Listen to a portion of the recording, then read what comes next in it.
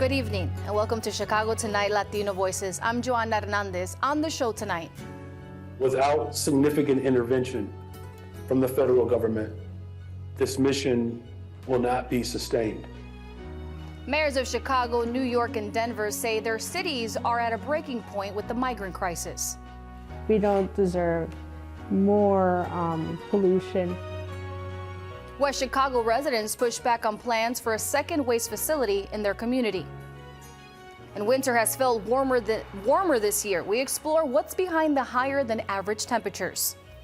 I started a PayPal fundraiser, and then people just started putting in money and collecting the money to make it happen.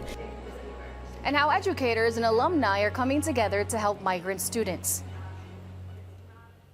And now to some of today's top stories. Police are searching for a suspect in attempted kidnapping. Police say a 14-year-old was standing on the sidewalk on the 5400 block of North Kimball around 2:15 yesterday afternoon when the offender grabbed the victim and tried to force the child inside his vehicle. We're told the 14-year-old broke free and the offender fled.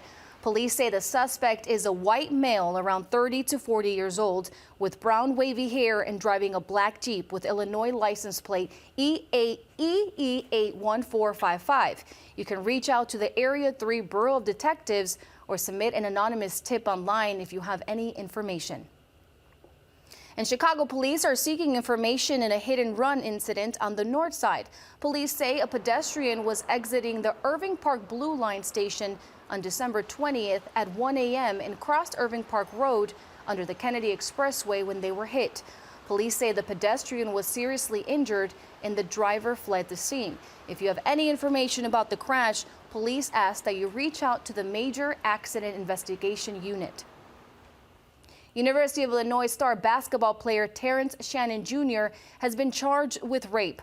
According to the university, the alleged incident occurred in September while Shannon was attending an Illinois football game in Kansas. The school states Shannon has been suspended from all team activities.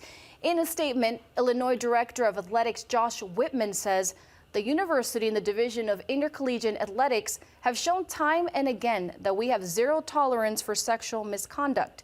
At the same time, DIA policy offered student athletes appropriate levels of due process based on the nature and severity of the allegations. University officials say Shannon traveled to Kansas today where he posted bail and is returning to Champaign.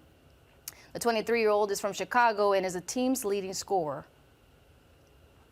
E-cigarette use will soon be banned in indoor public spaces in Illinois. The Illinois Department of Public Health is reminding residents of the new state law that takes effect January 1st. The law adds electric smoking devices to the list of items prohibited for public indoor use under the Smoke-Free Illinois Act. Bars, restaurants, and other retail establishments can download updated signage for their businesses from the IDPH website. There, residents can also file complaints on non-compliance. And if you stopped at the pump lately, you may have noticed it hasn't been costing as much as it has recently. That's because Chicago area gas prices are the lowest they've been in over 2 years. As of this afternoon, the average price of gas in the Chicago metropolitan area was $3.17 a gallon. That's a healthy drop from this summer, when drivers were paying more than $5 a gallon to fill up the tank. To find out what's causing the decline in gas prices, visit our website. And looking for a way to get around the city on New Year's Eve, the Chicago Transit Authority is partnering with Miller Lite to offer free rides on public transit. You can catch free bus or train rides from 10 p.m. Sunday until 4 a.m. Monday.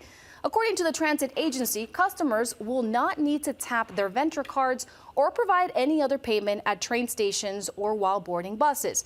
But reminder, there will not be refunds offered if customers do touch their fare card or other form of payment on fare card readers.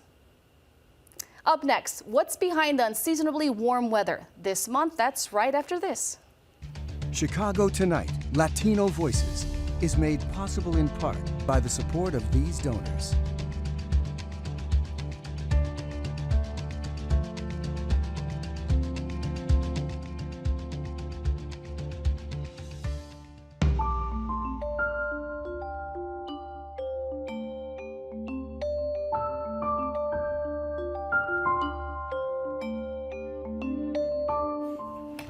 It's winter in Chicago, but where's the cold weather and snow? That may have crossed your mind if you're a lifelong Chicagoan. December temperatures are averaging about 9 degrees higher than normal, and it has been among the top 5 least snowiest Decembers on record. Joining us now with more on this unusual warm weather is Scott Collis, a scientist and department head of Argonne National Laboratory. Well, thank you for joining us. I have a lot of questions here. I was hoping for a white Christmas. That didn't happen. Now, tell me about what's the significance of this December weather? Right, so yeah, as you said, it has been significantly warmer and significantly less snowy in Chicago. And there are 2 culprits here beyond the normal variability we get, especially in December. One of them is a phenomenon known as El Nino, which warm waters in the Pacific Ocean tend to make Chicago's weather a little drier and a little warmer than normal. But one of the things that's really loaded the dice for this year is climate change, which not only increases temperature in Chicago, but increases the likelihoods for extremes like what we've seen this winter. You know what I found interesting? I think I read that this was the 2nd warmest Christmas day on record. I think it was 1982 that I read was 64 degrees. That's right, but it's just wrong grilling on Christmas Day in a t-shirt. You did tell me that that's what you were doing, right? On Yes. Christmas Day you were grilling? Indeed. I mean, that doesn't happen. Yes. Now, for those who don't know, talk to me a little bit more about El Nino. Yeah, so when we look at the weather that influences our region, one thing we can use to help understand how climate varies from season to season are ocean currents, because ocean currents vary a lot slower than our day-to-day weather. So when winds are not very strong over the Pacific Ocean, warmer waters tend to stay at the surface along the equator off the coast of South America. That has a really strong influence on the weather on the coastlines, the western coastline of the United States, and in places like Asia and Australia, and a smaller but significant impact in the Midwest in winter especially. Is this something that Chicagoans need to be worried about? Well, we should definitely worry about climate change. When you're outside and you see green grass in December, or you get a ladybug in your house in December, that's where we can actually see ecosystem adaptation in a place like Chicago, where we start to see much more of the flora and fauna that we expect from our southern states, more invasive species and more vector-borne diseases. And talking about that, today we were hit with some light showers, but it has been a drier month than usual as well. Well, actually, it's been a little wetter than usual, but a lot less snowy. All of our precipitation has fallen as rainfall. We've actually had slightly above average rainfall, actually well and truly above rainfall, but above average precipitation, which is if you take all the snow and melt it, and then all the rain and add that together. Is this our new normal? Could this be our new normal? I guess that's the question. Well, so there's good and bad news here. The bad news is with climate change, we are going to get more warmer winters than cooler winters. But if we look to the last El Nino event from 2014 to 2016, we had one of our lowest snowfalls in record in Chicago in December of 2014, but that was followed by a very snowy January of 2015 where they had above average. Climate change is going to impact the collar seasons, the collar months of winter, December and March, much more than January and February for now. You know, I always talk about this, that I still remember when I was much younger. I think it was the 90s where we actually had snow and I could actually make a snowman.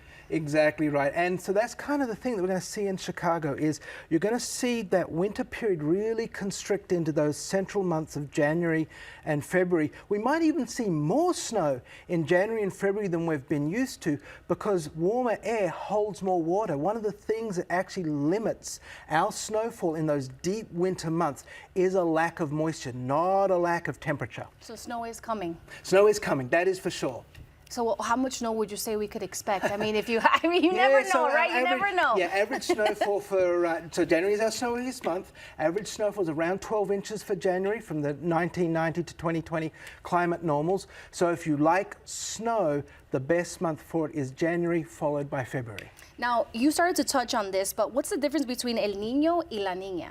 So El Niño is we have that warm tongue of water that tends to be drier and warmer in Chicago than normal. La Niña is where we have a cold period, a cold area of water off the equator, off the coast of the Americas. That tends to send storms up and over Canada and over our area. So during a La Nina in Chicago, we expect wetter and slightly cooler than normal conditions in Chicago. Do you ever have people coming up to you and asking what's going on with the weather? All Your the family time. and friends, what are those conversations like? They're fun. It is wonderful when you get to talk about the weather, the work we do at Argonne National Laboratory, and our work, especially in Chicago, with the community research on climate and urban science in Chicago. You know, we're really about understanding climate change and how it impacts the communities of Chicago. Oh, and before I let you go, I think all Chicagoans want to know, it's been pretty gloomy. Can we expect some type of sunshine? So again, the news here is mixed. Remember I said warmer air holds more water? So these gloomy, warm conditions from that Gulf moisture has been causing that persistent cloud coverage. When it gets colder and we have those cold Arctic outbreaks, that's when the sun comes. And frankly, even as an implant, that's my favorite weather in Chicago. I like it cold and I like it sunny. Hey, I agree with that. Thank you so much for being on the show, Scott Collis. pleasure. Up next, pushback to the possible addition of a new waste facility in West Chicago. Coverage of science and technology on Chicago Tonight is made possible in part by Joel M. Friedman, president of the Alvin H. Baum Family Fund.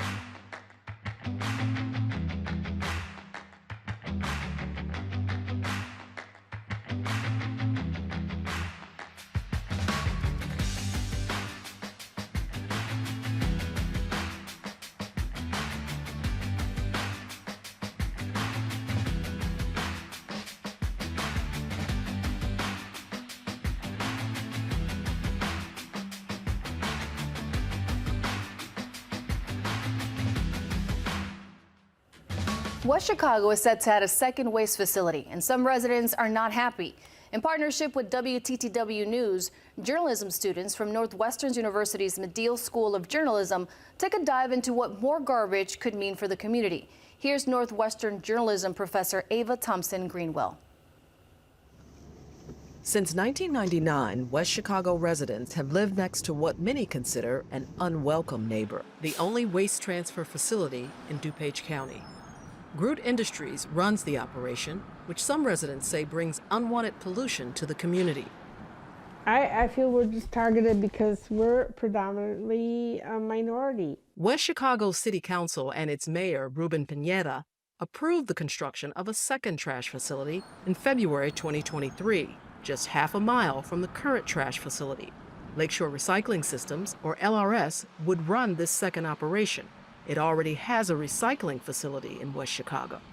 Is what we're saying important to our city government or not? You know, are they here to represent us, or are they here to represent corporations like LRS? Sit, honey.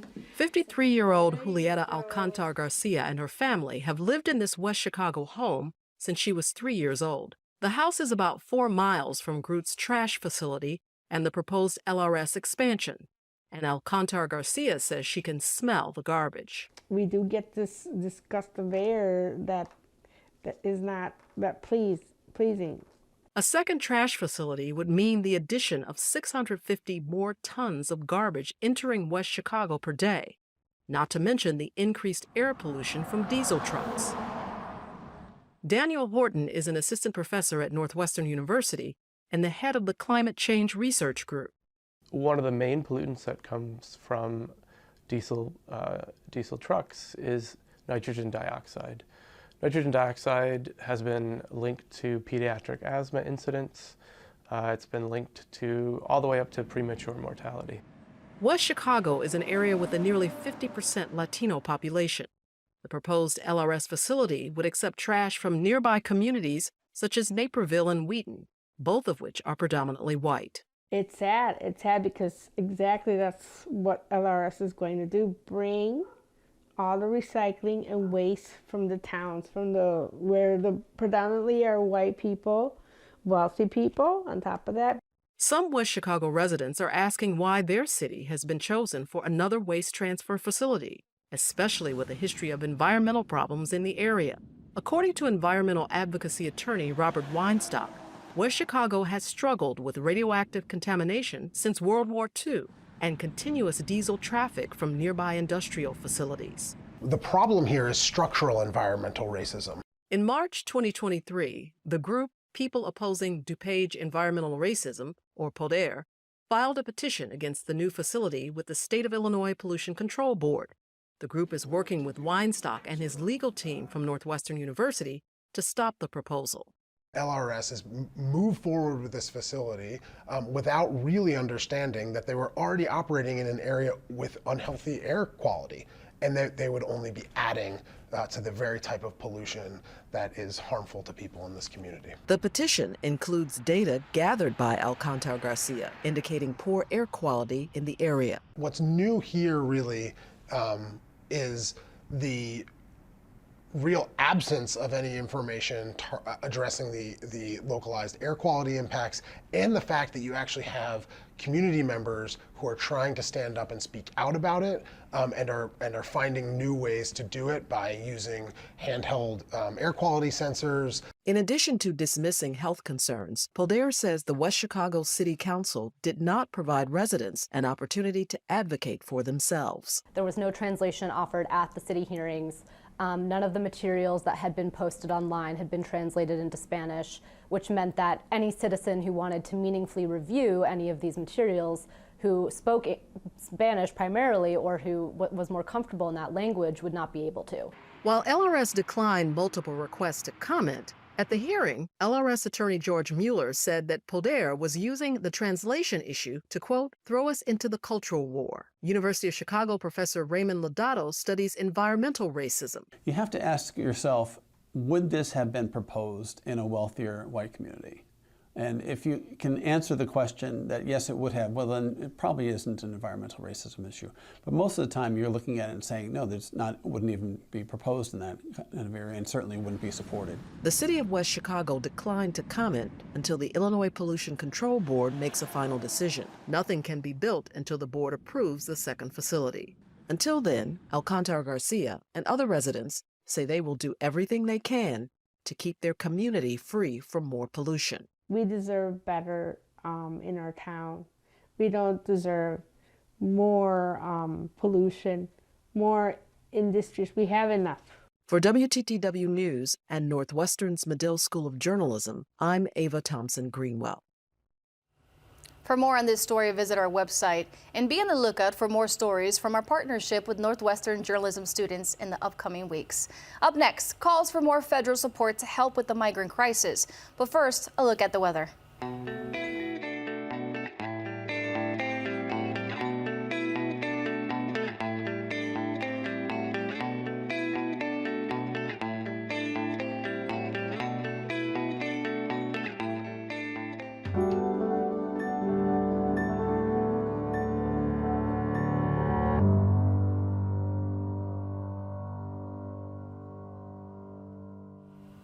Mayors from cities most impacted by the arrival of Latin American migrants sent from Texas are now joining forces. That includes Chicago, whose mayor warns of a brink. Amanda Vinicky is here with more on the collective ask. Amanda, which cities and what are the mayors asking for? Well, Chicago, of course, but also New York and Denver. And the mayors say with thousands of migrants sent their way weekly, things have gotten so severe that the White House should declare a state of emergency. They're asking for three things in particular from the feds. For starters, money. Also, coordination at the border. They want a national resettlement strategy and quicker processing of asylum seekers' paperwork. That includes work authorization permits, thinking being that these folks wouldn't then require shelter and support services if permits are sped up. There is a common sense, practical way to address this crisis, and we believe that we three mayors and other mayors around the country could help partner with the federal government to make sure those criteria are met.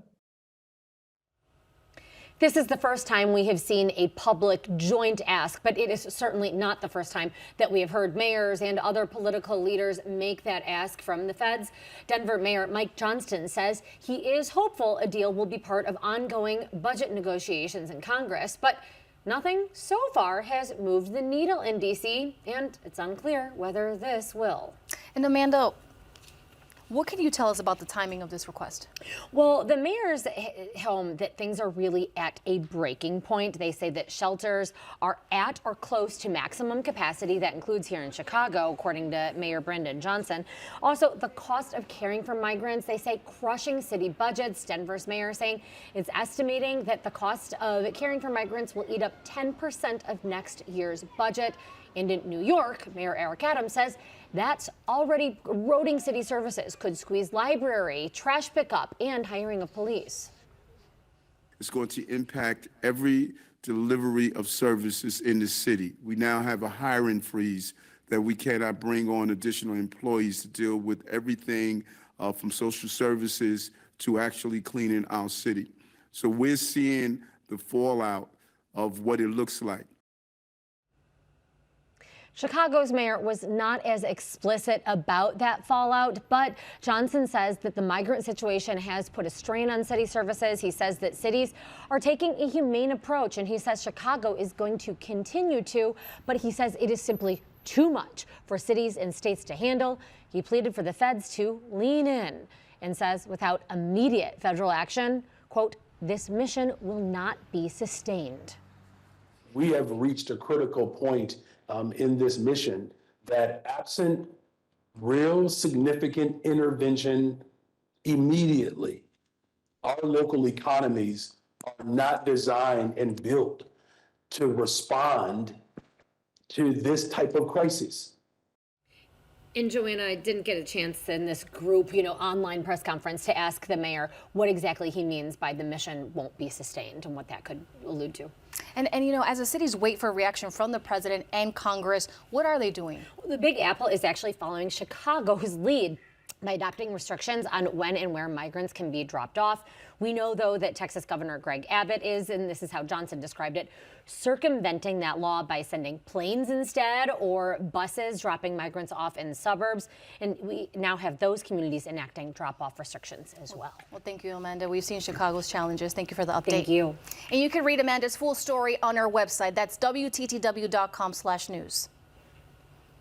It has been a challenging journey for thousands of migrant children arriving in Chicago. We take you inside a local elementary school in Albany Park that has become a haven for hundreds of migrant students and show you how the staff and alumni are coming together to support them. One sandwich. We're trying to put ourselves in the place of these families. If we were in this place, in this situation, what would we need for our kids? It's a statement Principal Heather Yutzi took to heart when Hagen Elementary opened its doors to more than 300 migrant students since they began arriving in Chicago last year. We prepared differently for this school year, so we doubled our bilingual program, added even more staff, and we've received about another 150 new children this year. Kimberly Solórzano's son, Nick, is one of them. Que llegué aquí, pues wow, yo creo que ha sido la bendición más grande porque tanto el personal de secretarias que en ese momento nos recibieron, ay, ya yo me sentí como que, Dios mío, hay algo bonito en este país, pues. Solórzano says after her family's long, treacherous journey from Venezuela, the school has felt like a second home. Uno no tiene esa opción, pues, de recibir cosas de la escuela. Pues aquí uno recibimos todas esas cosas y estábamos contentos. Sí, hay uno en Wrigleyville. Coordinating a school with 1,000 students can be challenging. Principal Yutzi says her staff has stepped up to help navigate the change. We've ended up being a point of first contact more than we expected, so we end up being the first place where people come for warm clothing, blankets, connections for medicine. The principal called for donations, also expressing the need for families to access a laundry unit. It just felt prohibitive in an old building to figure out how to get the plumbing, the electrical, and the donation of the washer and dryer. That's when Hagen Elementary graduate took action. My sister and I jumped on it and started planning to get this washer and dryer, make this washer and dryer happen. Livings mobilized her cousins who once attended the school. There are 19 of us that went to the school, first cousins. 19 first cousins.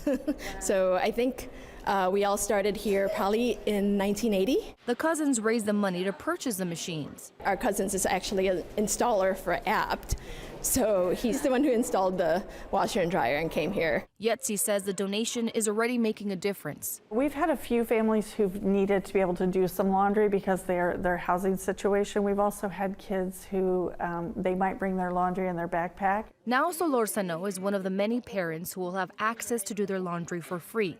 One less thing to worry about as they adjust. Me estoy tratando de enfocar para entonces ya así poder generar ingresos, poder tener un lugar más estable donde estar, para darle a mi hijo un poquito más de comodidad. Talk about the power of coming together. One of Living's cousins has also committed to providing laundry supplies for the school.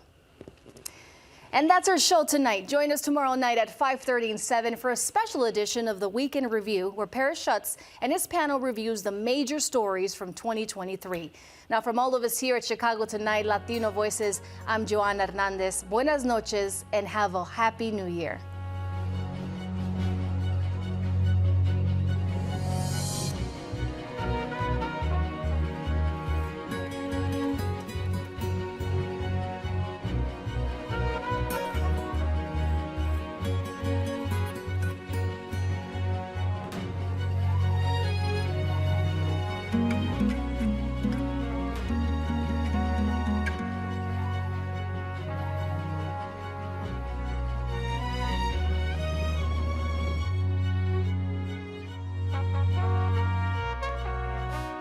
Closed captioning is made possible by Robert A. Clifford and Clifford Law Offices, a Chicago personal injury and wrongful death firm that is proud to recognize its 20 attorneys who have been named in the 2024 edition of the Best Lawyers in America.